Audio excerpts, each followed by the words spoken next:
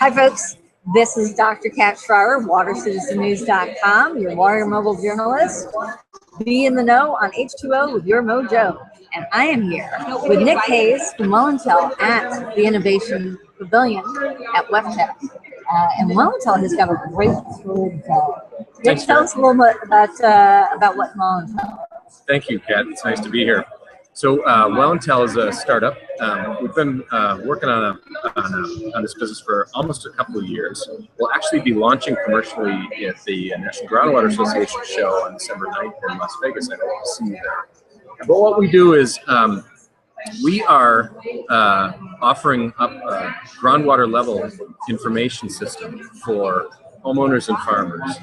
It's a platform system, a little sensor that is installed at the top of the well, measures static groundwater level, pumping level, recovery rate, information about the water table and about the well itself. Can be useful for all sorts of things like avoiding unexpected costs and emergencies. It can be used for diagnostics if there's a service problem. And in context, it helps understand where the water is in the region. And you can imagine that that's a serious concern in a place like California. The system is it combines new technology. It's affordable for consumers and easy to use, and a cloud. The internet, where a website offers some pretty cool features like being able to set alerts to know when there's a problem, type weather information to water information to learn more about problems. Great. And really, we're here with so many water and wastewater utility folks who, in so many cases, people are separate from where their water comes from.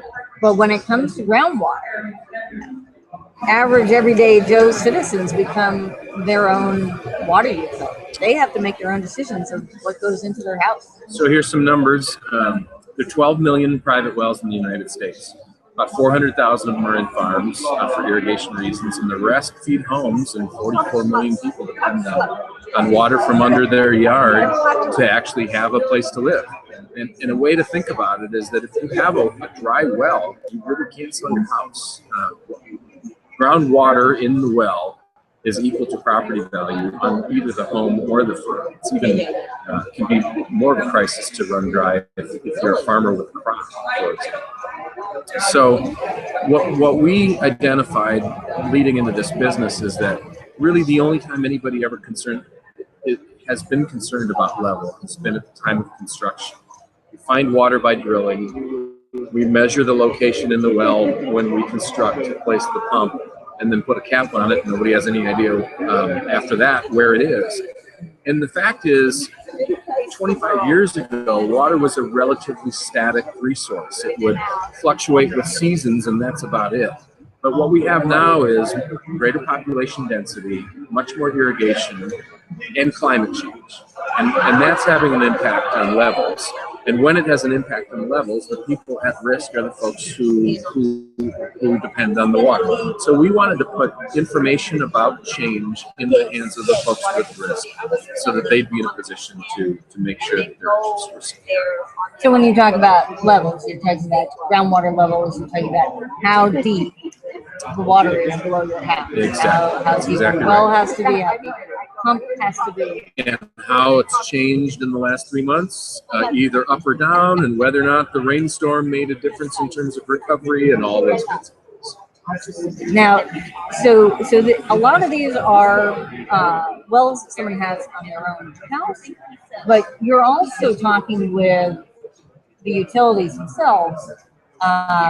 Is that more in terms of the water supply utilities or the wastewater utilities helping protect the groundwater? Yeah, good question. So the way that utilities think about their impact on groundwater, especially if they are pumping from groundwater as a source, as opposed to depending primarily on surface water, is they will deploy test well systems to know what the pumping impact is on the rest of the well. And what the test well system is actually pipes in the ground that are visited every 6 months or so with a tape to measure how far down the water is. And what they're able to do with that data is make a bit of a rough-edged, kind of low-resolution picture of the impact of their pumping in a region. And those test wells are expensive. So we often hear about $10,000 for construction, a few $1,000s a year to send somebody out to go get the information every 6 months or so. And it's really, as I mentioned, low resolution information. It not only doesn't paint a very good picture in terms of clarity, it also isn't very useful in understanding who's really at risk. So one of the things that we're offering to utilities is an option to consider supporting Wellntell into neighborhoods. That is, participating in purchasing and helping to deploy Wellntell in private well systems in return for a cooperation from the homeowner on the information that's being drawn from it, so that a utility can understand its impact on the neighborhood itself. We have one city actually in Wisconsin that has trouble understanding which home is at risk from large-scale pumping in 24/7 union wells, and has already offered up that it will help people find water when it dries their wells out. It doesn't know how many houses have it. So it's deploying Wellntell to know how much it's going to cost this year and next to rethink water supply for those homes. Now, we originally met at the American Water Works Association show. Yep. And you're here and to the National Groundwater Association in December.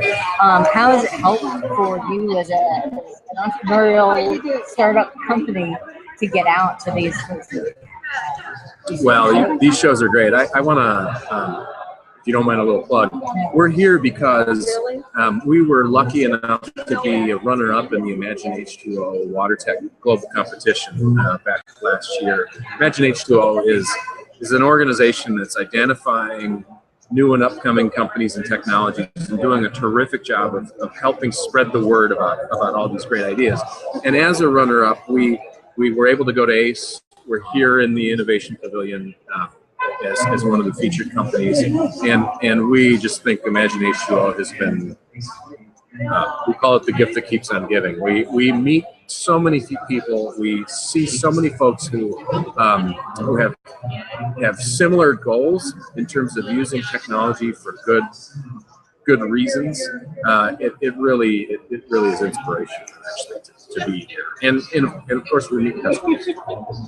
Great. Well, we're so glad that you have been able to be here, and we appreciate everyone coming to watch, and appreciate you being here, and thanks so much, everybody. Here in Nick Hayes, this is Dr. Kat Schreier, Water Citizen News. Be in the know on H2O with your Wawa Mojo. Thanks, guys.